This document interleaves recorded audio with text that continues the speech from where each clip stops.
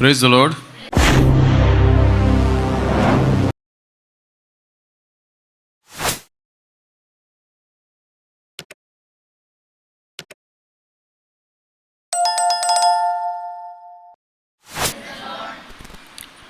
परमेश्वर का धन्यवाद हो, उसने एक अवसर दिया हमें उसके वचन में से सीखने के लिए।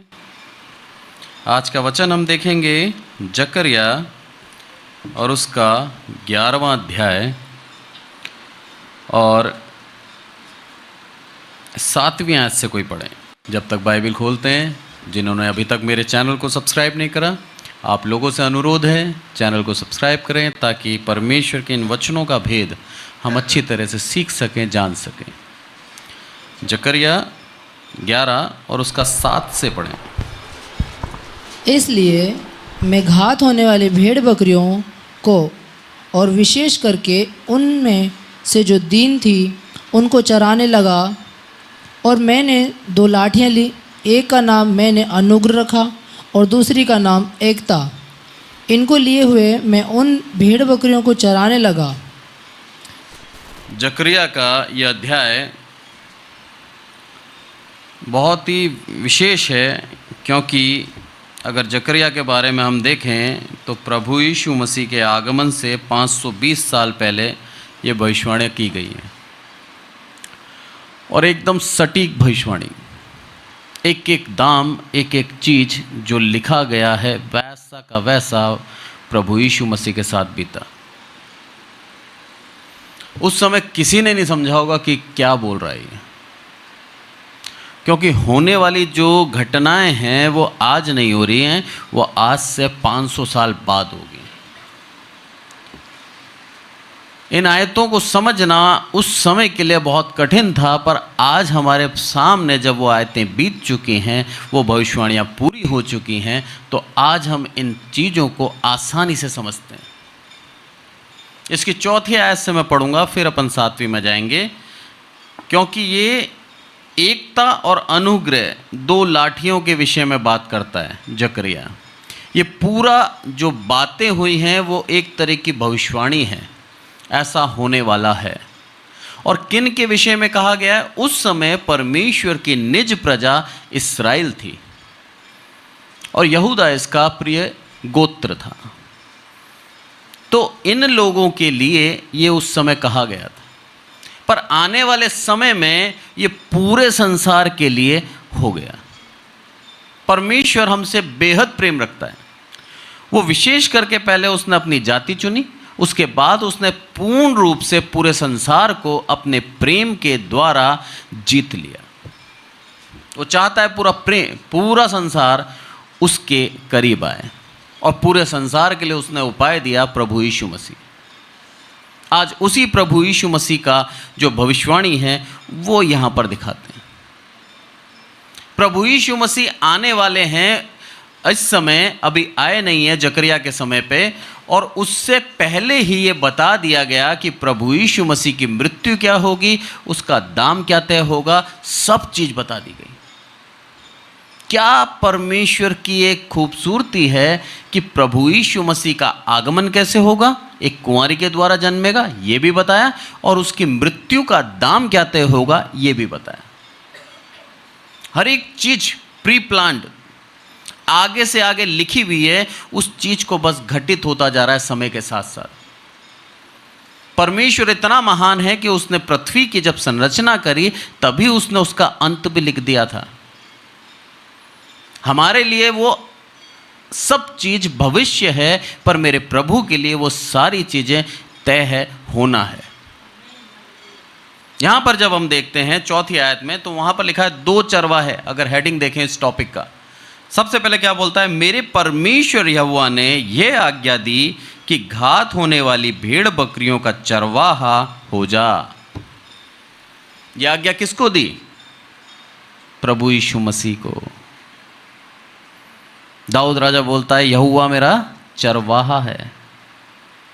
यह आज्ञा दी गई कि तू मेरी भेड़ बकरी जो घात होने वाली है उनका क्या हो जा? चरवाहा हो जा।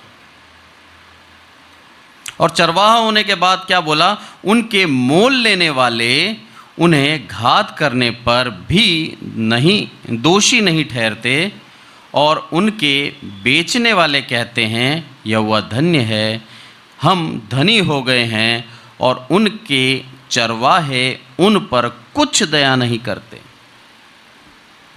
ये समय वो था जब चरवाहे जो थे, असलियत में जो उस समय के अगुवे थे, उनके विषय में लिखा है। प्रभु यीशु मसीह को जिम्मेदारी दी गई, पर वो जिम्मेदारी कब निभाएगा? 520 साल बाद, अभी नहीं है वो। मैं समझता हूँ 550 साल बाद, क्योंकि प्रभु यीशु मसीह का जन्म के 30 साल बाद उसने सेवका स्टार्ट करी। तो 520 साल बाद तो पहले तो ये लिखा गया है, तो 520 प्लस 30 यानी कि 550 साल बाद ये जिम्मेदारी वो निभाएगा। पर अभी के जो प्रेजेंट, जो वर्तमान में अगुवे हैं, उन लोगों ने अपनी जिम्मेदारी को पूर्ण रूप से नहीं निभाया।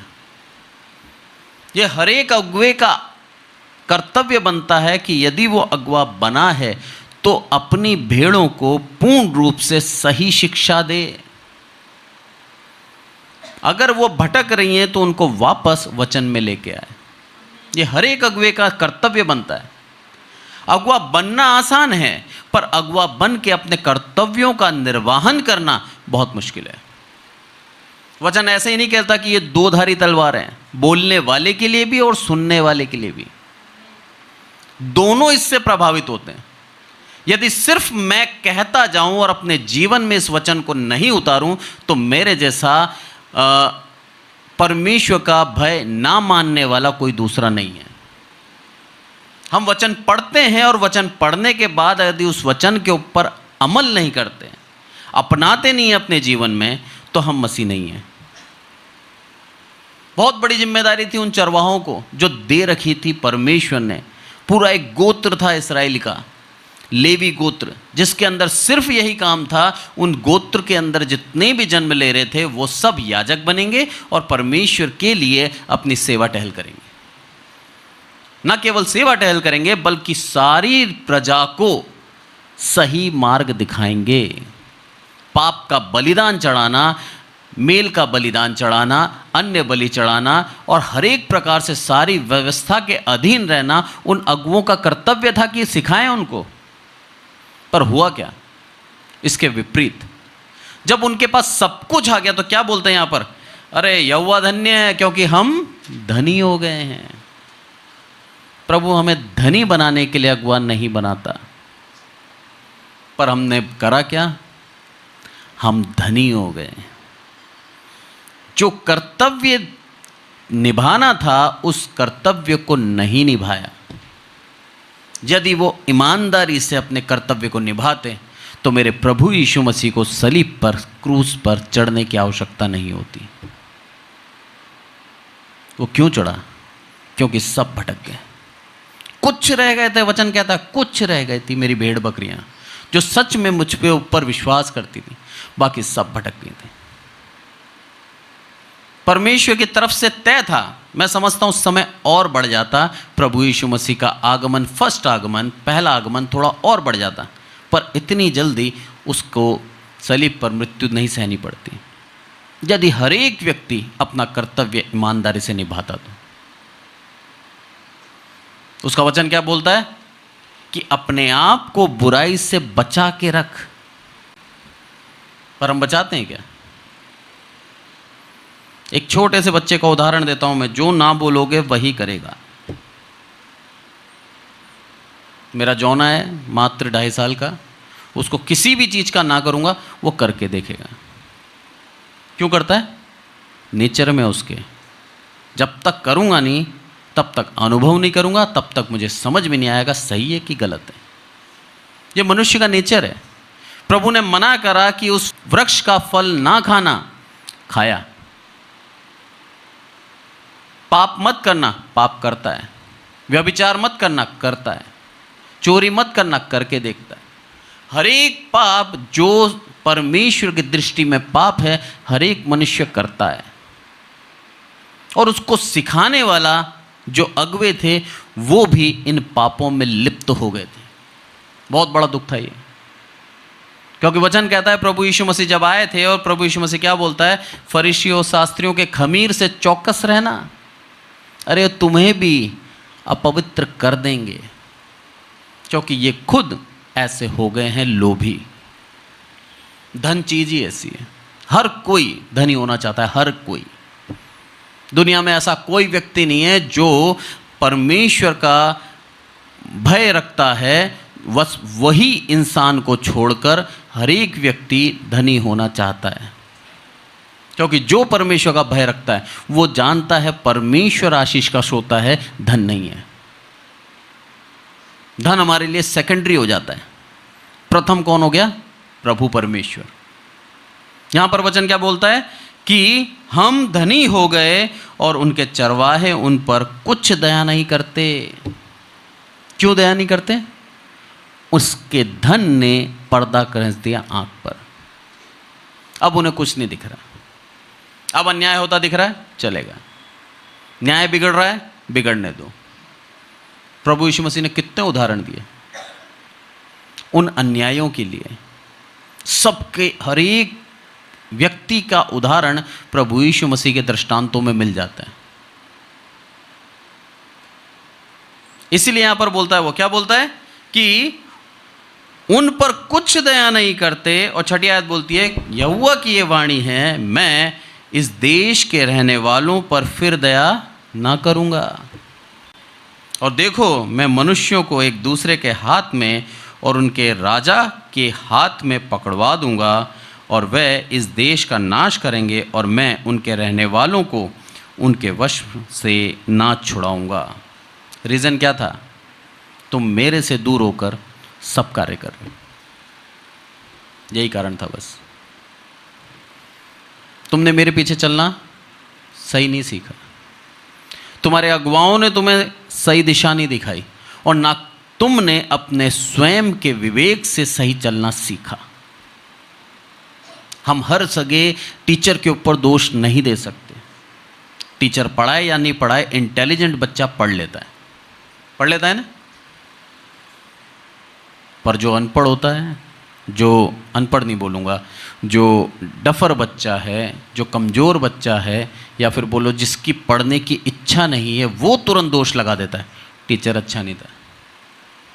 जिसके पढ़ने की इच्छा है वो कभी नहीं बोलेगा टीचर अच्छा नहीं था। उसको तो हिंट चाहिए, बस ऑटोमेटिक पढ़ने लग जाएगा। इस्राएलियों ने दोष लगा दिया, हमारे चरवाहे अच्छे नहीं थे साहब, हमको सही शिक्षा नहीं दी। अगर सही चरवाहा होता, अच्छा चरवाहा होता, तो हम भी प्रभु तेरे पीछे चलते हैं। प्रभु सब सुन रहा है, और उसकी दया देखिए आप, खूबसूरती देखिए कि उसने एक सच्चा चरवाहा प्रभु यीशु मसीह इस जगत में भेज दिया। भला इससे अच्छा चरवाहा पूरी दुनिया में कोई नहीं है। इसके पीछे चल, फिर सीख। अब तेरे पास ये बहाना भी नहीं है कि तेरे चरवाहे, मेरे चरवाहे अच्छे नहीं थे। खत्म कर दिया उस बहाने को। अच्छा चरवाहा, जीविताशा, सत्य, मार्ग, जीवन प्रभु यीशु मसीह हम पापियों के लिए परमेश्वर ने दे दिया, और कहा अब चलो, अब तुम्हारे पास कोई चुनाव नहीं है। अब यही मार्ग है, यही सत्य है, यही जीवन है। चलोगे उद्धार पाओगे, नहीं चलोगे तो मेरा दोष नहीं है। अभी तक तुम्हें मनुष्य जो तुम में से थे वही तुम्हारी अगुवाई कर रहे थे। अब मेरे पुत्र को मैं खुद भेज रहा हूं, वो तुम्हारी अगुवाई करेगा। परमेश्वर का बहुत बड़ी दया रही है अपने दासों के साथ, अपने भविष्यवक्ताओं के साथ। जो उसके भविष्यवक्ता थे, हर एक व्यक्ति को उसने आगे से आगे भविष्य दिखाया। दाऊद राजा को बता दिया उसने कि प्रभु यीशु मसीह आएगा। जकरिया को बता दिया, यशाह को बता दिया। कितनी बड़ी बात है, एक एक चीज खुल के बता दी कि ऐसा होगा। उसके बावजूद भी देखिए, यहूदा इस्करियोती ने सोचा नहीं था क्या कि मैं क्या कर रहा हूँ प्रभु यीशु मसीह के साथ। क्या उसने नहीं पढ़ा था ये वचन? उस समय थी, जकरिया की किताब थी, उसने पढ़ी नहीं कि मैं प्रभु यीशु मसीह का जो मोल लगा रहा हूँ वो जकरिया के अंदर पहले से ही दे रखा है। 30 चांदी के सिक्के, कितना अद्भुत है सोचिए आप। 520 साल पहले बता दिया था कि 520 साल बाद प्रभु यीशु मसीह का जो मोल लगेगा वो 30 चांदी के सिक्के लगेंगे। बहुत अद्भुत है ये। एग्जैक्ट अमाउंट हम किसी प्रॉपर्टी की 520 साल बाद क्या होगी नहीं बता सकते, नहीं बता सकते। यहाँ बाइबल बताती है कि ये वचन प्रभु परमेश्वर की आत्मा के द्वारा लिखा है। एक मनुष्य नहीं लिख सकता इसको। इसीलिए जब आगे पढ़ते हैं हम 7वें आयत, अब इसमें क्या लिखा है, इसीलिए मैं घात होने वाली भेड़ बकरियों और विशेष करके उनमें से जो दीन थी उनको चराने लगा। अब मैं उनकी चरवाही कर रहा हूं, जो दीन थी और जो घात होने वाली थी। प्रभु हमारी सुध ही रखता है, वो जानता है हमारे ऊपर क्या संकट आने वाला है, उससे पहले ही हमारा चरवाहा बन जाता है, उसे हमारा भविष्य मालूम है। बोला उन लोगों की मैं चरवाही करने लगा और मैंने 2 लाठियां ली, एक का नाम अनुग्रह था और दूसरी का नाम एकता। अनुग्रह प्रभु यीशु मसीह को दर्शाता है। प्रभु यीशु मसीह ने हम पर अनुग्रह करा। जब हम आशीष वचन बोलते हैं तब बोलते हैं ना, पिता परमेश्वर का प्रेम, प्रभु यीशु मसीह का अनुग्रह और पवित्र आत्मा की सहभागिता एक साथ जो बांधती है। तो प्रभु यीशु मसीह और पवित्र आत्मा में दोनों तुम्हें दूंगा। क्या खूबसूरती है देखिए आप। 520 साल पहले बोल रहे हैं ये, अभी नहीं बोल रहा कि तुम्हारे लिए मैंने नियुक्त कर दिया, वो चरवाहा दूंगा तुम्हें जिसका अनुग्रह कभी खत्म नहीं होगा। वो पवित्र आत्मा दूंगा मैं जो तुम्हें परमेश्वर के साथ एकता में बांध के रखेगी। ये है परमेश्वर की सामर्थ्य। अभी कुछ भी नहीं है, सब कुछ भविष्य में है और वो सारी बातें पूरी होने वाली हैं। जकरिया कितना सौभाग्यशाली होगा सोचिए, पूरा का पूरा भविष्य उसको बता दिया, क्या होने वाला है, कैसे होगा, कब होगा, सब बताया गया उसको। नबी आयत भी पढ़ें। तब मैंने उनसे कहा, मैं तुमको ना चराऊंगा, तुम में से जो मरे वह मरे और जो नष्ट हो वह नष्ट हो, और जो बची रहे वे एक दूसरे का मांस खाए। जो बची रहे वो एक दूसरे का मांस खाए। भेड़ बकरियों के लिए बोला गया है, जो मरे वो मरे, जो नष्ट हो वो नष्ट हो, जो बची वो एक दूसरे का मांस खाएं। और 10वीं आयत क्या बोलती है, और मैंने अपनी वह लाठी तोड़ डाली जिसका नाम अनुग्रह था, कि जो वाचा मैंने सब जातियों के साथ बांधी थी उसे तोड़ूं। जो वाचा मैंने सब जातियों के साथ बांधी थी उसे तोड़ूं। प्रभु यीशु मसीह की मृत्यु तय हो गई। उस अनुग्रह की लाठी जिसको प्रभु यीशु मसीह हम कहते हैं, उसको मैं तोड़ दूंगा। क्यों तोड़ दूंगा? तुम्हारे लिए तोड़ दूंगा। वो वाचा जो थी इस्राएलियों के साथ कि मैं सिर्फ तुम्हारी प्रजा, तू मेरी निज प्रजा होगी और मैं तेरा रक्षा करूंगा, मैं तेरा परमेश्वर होऊंगा, तू मुझे अपना परमेश्वर करके मानना, ये पूर्ण रूप से एक वाचा थी।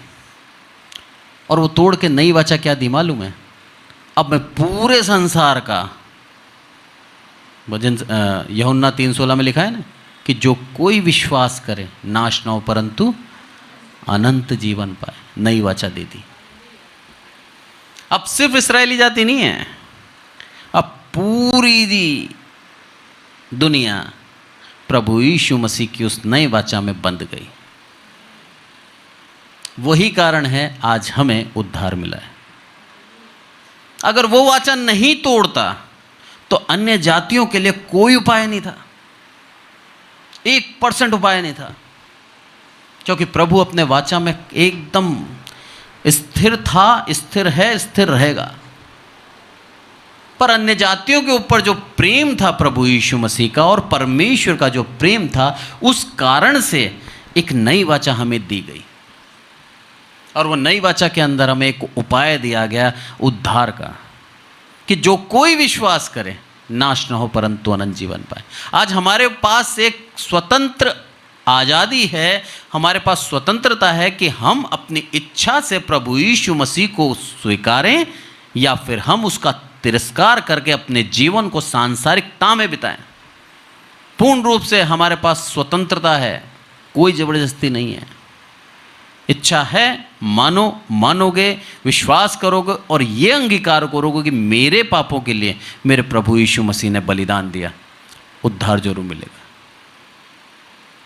मिलेगा वो उद्धार, वो छोड़ेगा नहीं, वो देगा, 100% देगा। इतना प्रेम रखता है वो हमसे।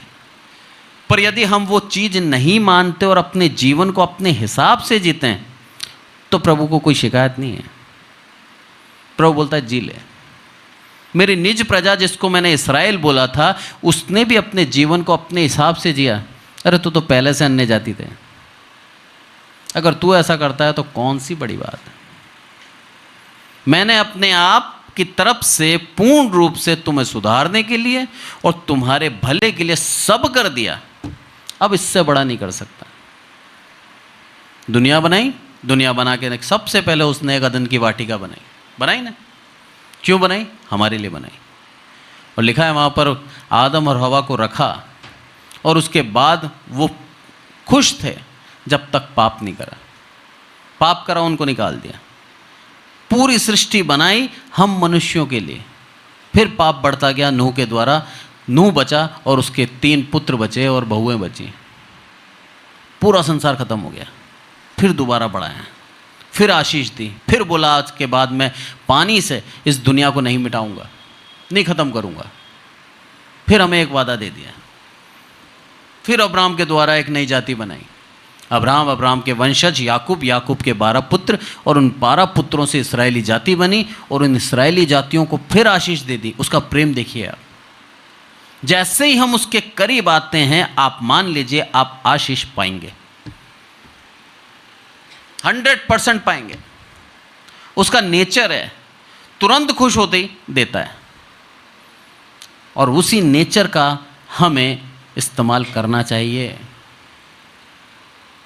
प्रभु से आशीष पानी है, उसके करीब आए। इसीलिए मत्ती के अंदर वो साफ कहता है कि पहले मेरे राज्य की खोज करो, मेरे धर्म की खोज करो, सारी वस्तुएं जिसके तुम पीछे भाग रहे हो अपने आप आ जाएगी। करा ना इन लेवियों ने, उस राज्य की खोज करी और परमेश्वर की प्रजा को पूर्ण ईमानदारी से इन्होंने स्टार्ट करा था। पहले ईमानदारी से सिखाते थे। प्रभु ने इनको आशीष दी। आशीष देते ही जैसे ही इनके पास सब कुछ आ गया, भूल गए, अपने उस कर्तव्य को भूल गए। इसलिए धन्यवाद दें उसको कि हमारे जीवन में कमी है, घटी है। जब तक ये कमी घटी बनी रहेगी तब तक घुटने टेक कर उसके करीब बने रहेंगे हम। जैसे हमारे पास सब कुछ आ जाता है, भूल जाते हैं हम उसका। नेचर ही है। यहाँ पर खुश हो रहे हैं, यहोवा धन्य है क्योंकि हम धनी हुए हैं। उसकी धनी, उसकी धनवान होना उस भेड़ों के लिए अभिशाप हो गया। वो भूल गए और उस कारण से प्रभु यीशु मसीह को आना पड़ा। सच्चा चरवाहा है इस दुनिया में, परमेश्वर ने भेजा और बोला अब मेरी भेड़ों को वो हरी हरी चराई में चराएगा, सुखदायी जल के झरने के पास लेके जाएगा। कोई घटी नहीं होगी। और सच में जो थे उसके साथ उनको कोई घटी नहीं हुई। आज हम भी यदि उसी चरवाहे के पीछे चलते हैं, उसी के पद चिन्हों पे चलते हैं, हमें कोई घटी नहीं होगी। भेड़ों का नेचर होता है, अपने चरवाहे की आवाज़ को पहचानती है वो।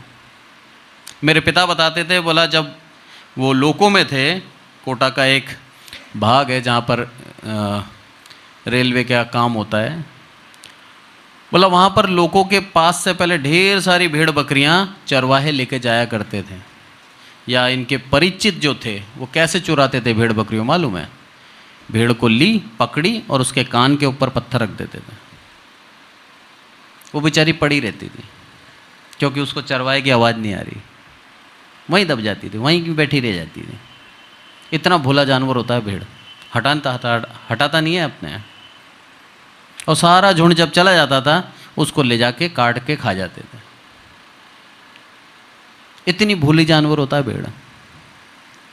अगर आप उसको कहीं लेके जा रहे हो, रोज डेली नियम है 5 किलोमीटर दूर यहाँ चरवाहा, यहाँ चराई चरी उसने, फिर वापस आती है।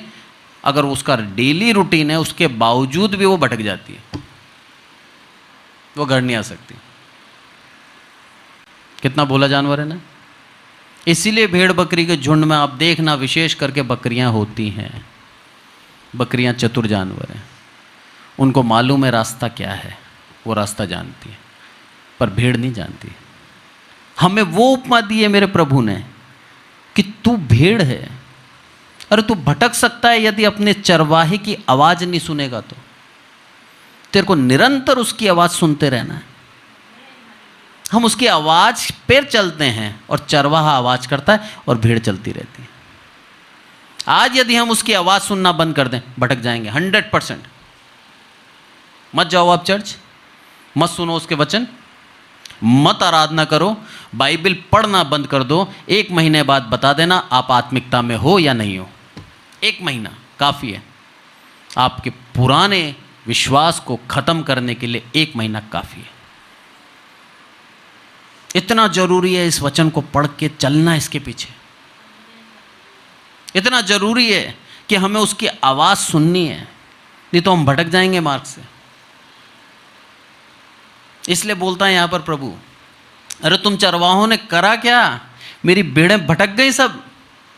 तुमने नहीं सुनाया उनको सही शब्द, प्रभु के वचन में से नहीं सिखाया। तुम्हारी कर्तव्य था, तुम्हें नियुक्त करा था मैंने इसलिए, और तुमने करा कुछ नहीं। अब मुझे मेरे पुत्र को भेजना पड़ रहा है।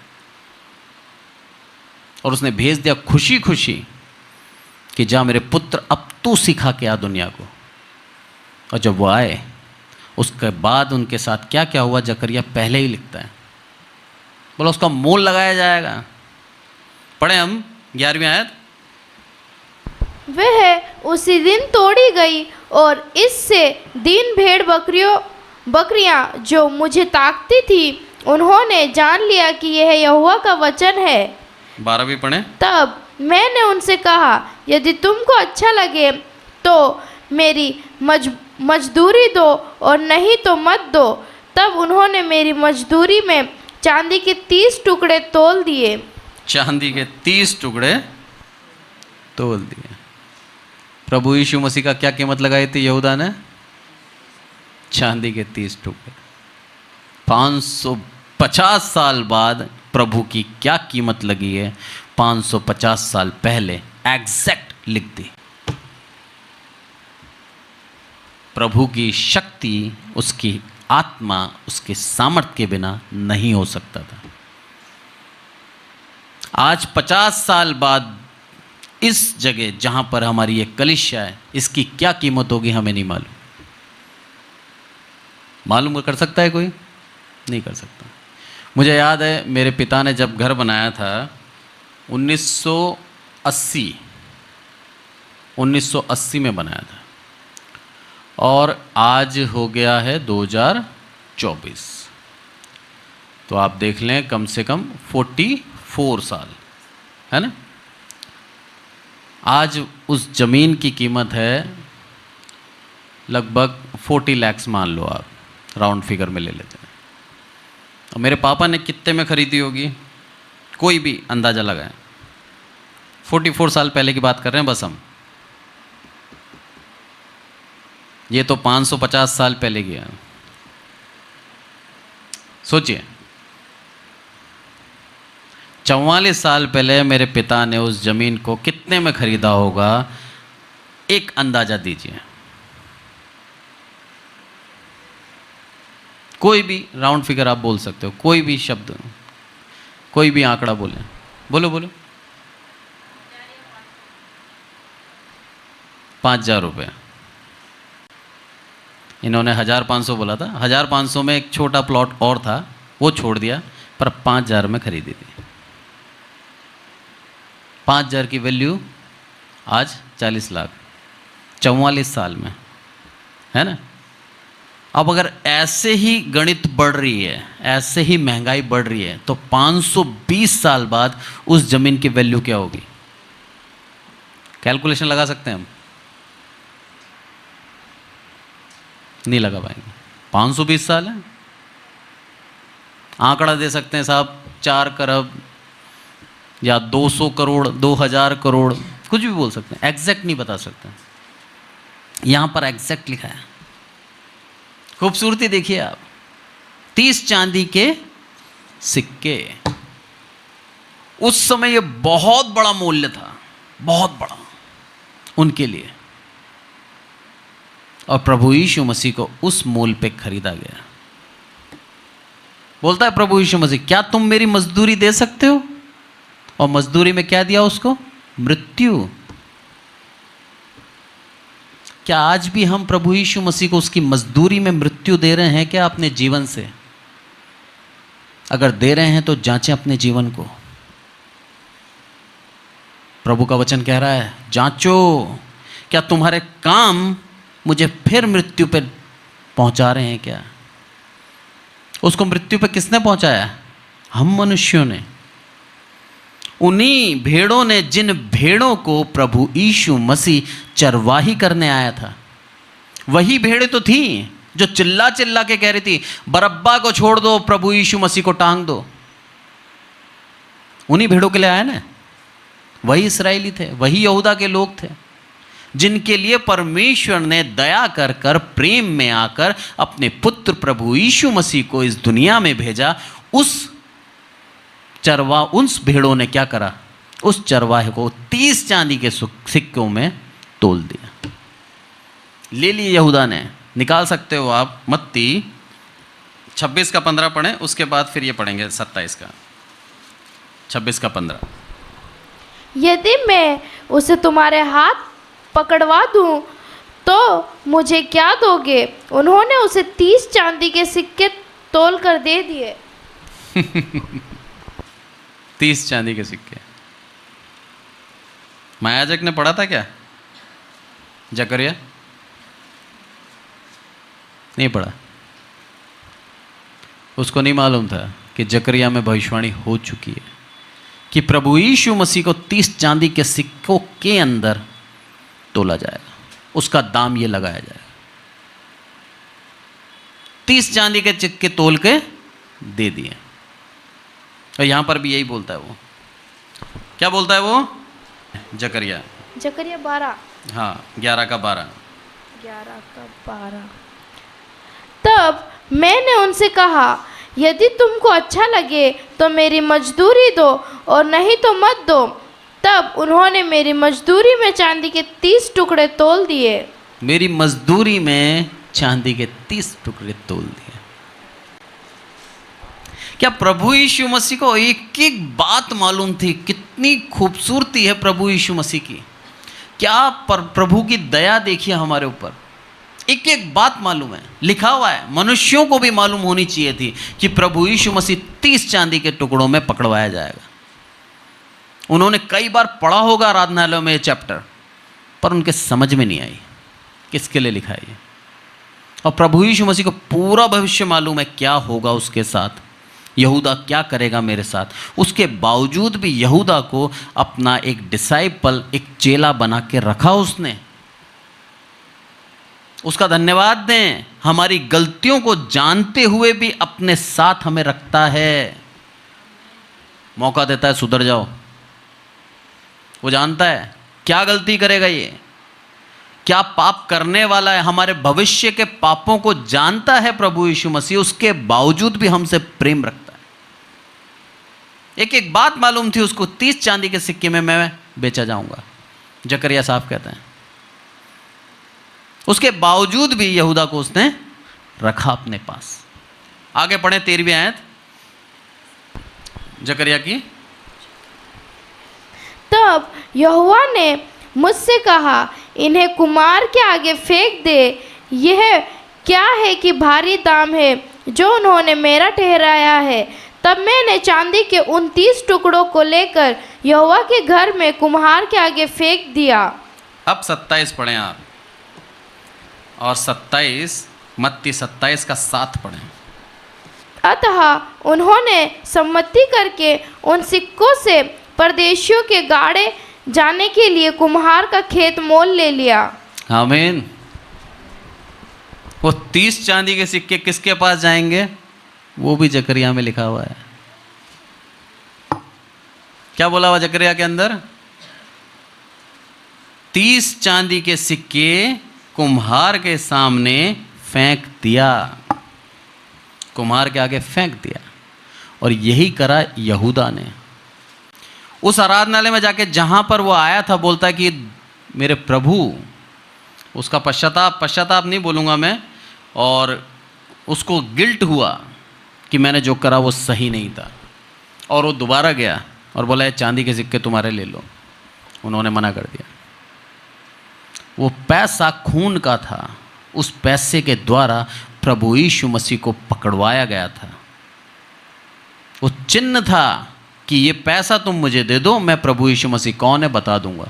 और प्रभु यीशु मसीह को पकड़कर उन्होंने उसकी हत्या करी थी। प्रभु यीशु मसीह की महानता थी कि वो चुप रहा, क्योंकि उसका वचन कहता है दाऊद के अंदर कि वो मेमने के समान चुप रहा, कुछ बोला नहीं। उस आज्ञा का पालन करा जो वचन दाऊद ने लिखा था, इसीलिए वो चुप रहा। और अपने आप का उसने बलिदान होने दिया, खुद ने अपने आप का बलिदान दिया। और वो पूरी घटना के लिए वो पैसे जिम्मेदार थे। उन पैसों को उन्होंने अपने पास नहीं रखा। कुम्हार का एक खेत खरीद लिया, जिसके विषय में जकरिया में 550 साल पहले लिख दिया था कि कुम्हार के आगे फेंक दिया उसने। ये बहुत बड़ा दाम था उस समय, और आप विश्वास करें सच में बहुत बड़ा दाम था उस समय, क्योंकि 44 साल पहले जो हमारी ज़मीन की कीमत थी मात्र 5,000 रुपये थी, जो आज 40 लाख हो चुकी है। जब 44 साल में इतना बढ़त हो सकती है महंगाई के अंदर, तो 550 साल में तो आसमान छू गया होगा। पर एग्जैक्ट फिगर लिखा है, वही दाम जो लिखा गया उसी दाम में प्रभु यीशु मसीह का सौदा हुआ। और उस दाम को लेकर यहूदा ने सोचा कि मैं सिर्फ पकड़वा दूंगा उसको, मैं 30 चांदी के सिक्के अपने पास रख लूंगा। हुआ क्या? वो 30 चांदी के सिक्के जो यहाँ पर भविष्यवाणी लिखी गई थी कि कुम्हार को फेंक दिया, वही हुआ। कुम्हार को दिए और कुम्हार का खेत मोल लिया। इतना साफ बताने के बावजूद भी ना यहूदा के समझ में आई, ना उस समय के युग के लोगों को समझ में आई कि ये वचन प्रभु यीशु मसीह के लिए लिखा गया है। आज हम समझते हैं जब पूरी घटना घट चुकी है। अभी भी कई भविष्यवाणियां ऐसी हैं जो पूरी हो चुकी हैं, और कई भविष्यवाणियां ऐसी हैं जो पूरी होने वाली हैं। जब वो पूरी होंगी तब हमें समझ में आएगा, ओह प्रभु ये लिखा था तूने। आज भी हमारे आंखों के सामने पड़ता है कई भविष्यवाणियों के लिए। कई हैं प्रभु के दास जो उन भविष्यवाणियों के अर्थ निकाल के हमें बताते हैं, सिखाते हैं कि ऐसा होगा। पर जब होगा तब हम देखेंगे सच में जो प्रभु ने लिखा है वो सत्य है। जकरिया में क्या बोलता है कि वो 30 चांदी के सिक्के, तब मैंने 30 चांदी के उन 30 टुकड़ों को लेकर यहोवा के घर में कुम्हार के आगे फेंक दिए। तब मैंने अपनी दूसरी लाठी, जिसका नाम एकता था, इसलिए तोड़ डाली कि मैं उसे भाईचारे के नाते को तोड़ डालूं जो यहूदा और इज़राइल के बीच में है। उसको भी तोड़ दी। भाईचारा खत्म, और भाईचारा सच में खत्म। प्रभु यीशु मसीह के जाने के बाद क्या हुआ मालूम है आपको? प्रभु यीशु मसीह के नाम पर कई यहूदियों ने बपतिस्मा लिया। कई यहूदी प्रभु यीशु मसीह के ऊपर विश्वास कर कर उसके पीछे चलने लगे। कलीसियाएं बनी। उन कलीसियाओं के अंदर प्रभु यीशु मसीह के नाम पर आराधनाएं होती थीं। अपने पापों का अंगीकार कर कर प्रभु यीशु मसीह के संग चलने लगे। जब ये सब होने लगा तब उनके और उनके भाइयों के बीच में नाता टूट गया। जो यहूदी परंपरा पे चलते आ रहे थे, उन लोगों ने उन यहूदियों को जिन्हें मसीही जूश कहते हैं, उनसे नाता तोड़ लिया। आज भी ऐसे हैं। आज भी मसीह जूश जो हैं, मसीह यहूदी, उनसे जो यहूदी हैं वो बात करना पसंद नहीं करते। वो लाठी भी तोड़ दी, खत्म। एक एक भविष्यवाणी जो लिखी गई है पूरी होती है। एक एक वचन बाइबल का असर रखता है, और एक एक वचन यदि हम गंभीरता से सीखें तो उसका एक मतलब है। हम प्रभु के वचन को साधारणता से पढ़ के ना निकल जाएं। प्रभु से मांगे, प्रभु मुझे इसका भेद सिखा, समझा मुझे, प्रभु सिखाएगा। आज के वचन से हम यही सीखते हैं कि प्रभु के हर एक बातें जो बाइबल में लिखी हैं उसका एक नियत समय है, और हर एक चरवाहे को, आज की तारीख में बोलें तो हर एक अगुवे को एक कर्तव्य दिया गया है। उस कर्तव्य के अनुसार अपनी भेड़ों की चरवाही उसे करनी है। आज जब प्रभु यीशु मसीह इस दुनिया से जा चुके हैं, स्वर्ग राज्य में हमारे लिए प्रभु परमेश्वर के दाहिनी ओर बैठकर प्रार्थना कर रहे हैं, तो हर एक अगुवे को यह कर्तव्य बनता है कि उस आत्मा से जिसका नाम एकता है, परमेश्वर की वह पवित्र आत्मा से होकर प्रभु यीशु मसीह के पद चिन्हों पर चले, और जो प्रभु यीशु मसीह ने करा वही अपने आप को उसी प्रकार से दुनिया के लिए न्योछावर करें। तब जाके हम प्रभु के वो दास कहला सकते हैं। तब जाके हमने पूर्ण रूप से अपनी कर्तव्य को निभाया है। तब जाके हम वो चरवाहे का टाइटल ले सकते हैं। यदि आज भी हम उन्हीं के समान हैं जैसे इस्राएली थे, तो हम में और उनमें कोई फर्क नहीं। प्रभु यीशु मसीह का आगमन हमारे लिए व्यर्थ ठहरा यदि आज भी अगुवे अपनी इच्छा के अनुसार चल रहे हैं तो। पर आज हमारे लिए एक धन्य आशा है कि प्रभु यीशु मसीह दुनिया में आ चुके, अपने मार्ग को सिखा चुके, और प्रभु यीशु मसीह के मार्ग को देखकर ही चलना है हमें। उसके अलावा उद्धार नहीं है। बाइबल कहती है, मैं नहीं कहता, साफ साफ कहती है, मार्ग सत्य और जीवन मैं हूँ। जो कोई मेरे पे विश्वास करे नाश न हो परंतु अनंत जीवन पाए। प्रभु हमें अनंत जीवन देना चाहता है। प्रभु चाहता है कि हम उसकी इच्छाओं के ऊपर चलें, उसकी आज्ञाओं को मानें, उसके वचनों को टालें नहीं, ना खुद टालें ना किसी और को टालने दें। यदि मसीह है तो मसीह के पीछे चलना हमारा कर्तव्य बनता है। एक माता पिता का कर्तव्य है कि अपने बच्चों को पूर्ण रूप से प्रभु के इन वचनों की शिक्षा दे। एक अगुवे का कर्तव्य है कि अपनी जितनी भी भेड़ें प्रभु ने उसको दी हैं, सबको प्रभु के वचन में से पूर्ण रूप से सिखाए, समझाए, उससे भटकने ना दें। यदि भटकने देता है तो वह अगुवा नहीं है। प्रभु इन वचनों से हम सबको आशीषित करें। आइए प्रार्थना करें। हे हमारे प्रभु, हम सबको संभाल कर रखते हैं, इसलिए आपका धन्यवाद मेरे प्रभु। सारी आदर महिमा आपको देते हैं मेरे प्रभु। आज के वचन के लिए आपका धन्यवाद देते हैं मेरे प्रभु। आपने कई 100 साल पहले ही बता दिया था कि प्रभु यीशु मसीह का क्या मूल लगेगा मेरे प्रभु। कितने दयालु हैं आप कि आप जानते हैं कौन मोल लगाने वाला है, कितने में मोल लगेगा। उसके बावजूद भी मेरे प्रभु आपने उस व्यक्ति को अपने करीब रहने दिया। मेरे प्रभु आपका बहुत बहुत धन्यवाद देते हैं। हमारे अयोग्यता के द्वारा, हमारे पाप के द्वारा आप हमें दूर नहीं करते मेरे प्रभु। आप हमें झटक नहीं देते, आप हमें छोड़ नहीं देते मेरे प्रभु। आपकी दया हमारे ऊपर निरंतर बनी रहती है। वो अनुग्रह जो आपके अंदर भरा हुआ है, वो अनुग्रह की वो कृपा हमारे ऊपर निरंतर बनी रहती है। इसलिए आपका बहुत बहुत धन्यवाद मेरे प्रभु। आपके भेदों को हमारे ऊपर खोलते हैं, इसलिए आपका धन्यवाद मेरे प्रभु। सारी आदर महिमा आपको देते हैं मेरे प्रभु। हमें एक और नया मौका देते हैं, इसलिए आपका धन्यवाद देते हैं। हम आपके मार्ग पर भेड़ों के समान चलते रहें मेरे प्रभु। सिर्फ आपके पद चिन्हों पर, सिर्फ आपकी आवाज़ सुनकर हम आपके फॉलोवर बने, हम आपके अनुयायी बने मेरे प्रभु। आपका वचन कहता है चेले बनाओ, और मेरे प्रभु हम चेला बनना चाहते हैं। सारी आदर महिमा आपको देते हैं। हम घटें आप बढ़ें। यहाँ पर बैठे हर एक विश्वासी और जो ऑनलाइन सुनता है हर एक विश्वासी मेरे प्रभु आपके हाथों में सौंपते हैं और धन्यवाद देते हैं उस जीवते चरवाहे के लिए जो आप हैं मेरे प्रभु। आपने हमारी चरवाही करी, आपने हमारी अगुवाई करी, और अगुवाई करने के लिए आपने अपने स्वर्ग राज्य को छोड़ा और मेरे प्रभु आप इस पृथ्वी पर आए ताकि हम में से हर एक व्यक्ति वो स्वर्ग राज्य का हकदार हो सके। आज आपने हम सब के लिए एक उपाय दे दिया, जो कोई आप पे विश्वास करे नाश ना हो परंतु अनंत जीवन पाए।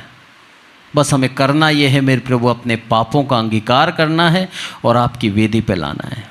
आपके सम्मुख आकर बस ये कहना है कि मेरे इन पापों को क्षमा कर दे मेरे प्रभु यीशु। आप दया के सागर हैं मेरे प्रभु, आप क्षमा करना चाहते हैं मेरे प्रभु। इसीलिए आप इस पृथ्वी पे आए और आपने दुख सहा, आपने बलिदान दिया अपना, ताकि हम जीवित रह सकें, हम अनंत जीवन पा सकें। सारी आदर महिमा आपको देते हैं।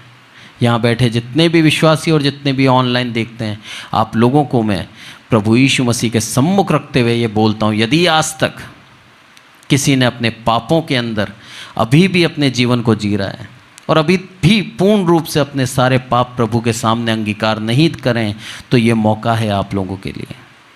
जितने भी मुझे सुनते हैं, हर एक प्रभु के सामने अपने इन पापों का अंगीकार करें और अपने आप को प्रभु यीशु मसीह के लिए दें, और ये मान ले कि प्रभु यीशु मसीह ने आप लोगों के लिए अपने आप को बलिदान दिया है। प्रभु आज इसी समय इसी वक्त आपको क्षमा करना चाहता है। यदि ऐसा कोई है इस चर्च के अंदर तो अपने दाहिने हाथ को खड़ा करके बता सकता है। जो अपने पापों की क्षमा चाहता है वो अपने हाथ खड़ा करके बता सकता है, प्रभु आज आपको पाप की क्षमा देना चाहता है। Praise the Lord, praise the Lord, praise the Lord, praise the Lord. परमेश्वर आप सबके पाप क्षमा करेगा। अपने हाथों को नीचा कर सकते हैं। मेरे प्रभु इन लोगों के लिए प्रार्थना करता हूँ जिन्होंने मेरे प्रभु सच्चे दिल से आपके सामने आए हैं। मेरे प्रभु आपका वचन कहता है जितने भी आपके पास आए एक भी खाली हाथ नहीं गया। मेरे प्रभु अपनी दया अपने अनुग्रह इनको देना मेरे प्रभु। साथ ही मेरे प्रभु अपनी आशीष इनके ऊपर उंडेल देना मेरे प्रभु। ये वो लोग बने मेरे प्रभु जिनको लोग ये जानने पाएँ, ये कहने पाएँ मेरे प्रभु कि ये परमेश्वर का दास है। हर एक को आप चुनते हैं, हर एक के ऊपर आपकी दया है और हर एक के ऊपर आपकी प्रेम बरसता है मेरे प्रभु। आपने हमें चुना, हम चाहते हैं, प्रार्थना करते हैं उन लोगों को भी चुनो जिन्होंने आज तक आपको ग्रहण नहीं करा है। उनको भी मेरे प्रभु आशीष दो, उनके ऊपर भी अपना अनुग्रह का हाथ आप रखें। सारी आदर महिमा आपको देते हैं मेरे प्रभु। हम घटें आप बढ़ें। इस कलीसिया के लिए प्रार्थना करते हैं मेरे प्रभु, बहुतायत की आशीष देना। जितने भी भाई बहनों ने आपके लिए हाथ उठाया मेरे प्रभु, उनको पूर्ण रूप से क्षमा करना मेरी प्रार्थना है मेरे प्रभु। और आपकी आशीष, आपके अनुग्रह से उनको भर देना मेरे प्रभु। उनके जीवन में बदलाव दुनिया देखने पाएँ। सारी आदर महिमा आपको देते हैं प्रभु यीशु मसीह के नाम से मांगते हैं, आमीन। और अब हमारे परमेश्वर का प्रेम, प्रभु यीशु मसीह का अनुग्रह, पवित्र आत्मा की सहभागिता हम में से प्रत्येक के जीवन के अंत तक बनी रहे। आमीन, आमीन, आमीन। Praise the Lord.